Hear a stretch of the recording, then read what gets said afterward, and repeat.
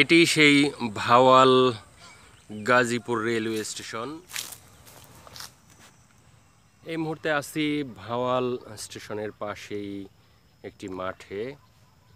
আপনাদেরকে এর আশেপাশে দেখানোর চেষ্টা করতেছি। দেখেন কত সুন্দর একটা চমৎকার পরিবেশ এবং চমৎকার দৃশ্য।